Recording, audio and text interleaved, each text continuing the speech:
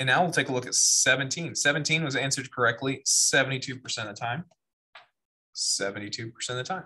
A theater has 35 rows of seats. Each row has 5 seats more than the previous row, and the third row has 34 seats. What is the total number of seats? So I'm looking for the total number of seats, which means that's a sum. Now, this one is saying it's increasing by +5, so your common difference is 5. That tells us which formula to use. When I go to my formula chart, I'm going to use the arithmetic because it's increasing by 5. It's adding 5. It's adding, not multiplying. So I'm going to take this formula down.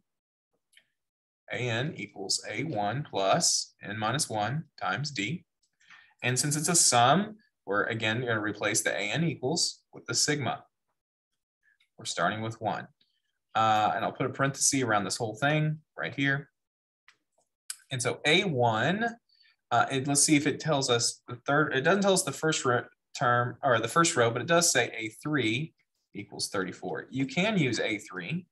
It's fine to use A3, but if I use A3 here, I need to make this N minus 3 there.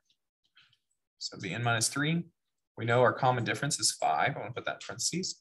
And now how many rows are there? How many rows of seats are we adding up? Well, this tells us right here, 35 rows of seats.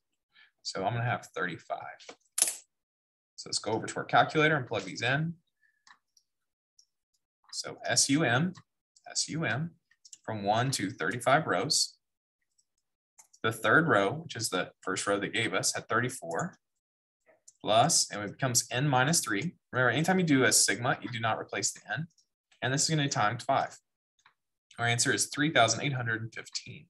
3,815 is the correct solution, so the answer is A.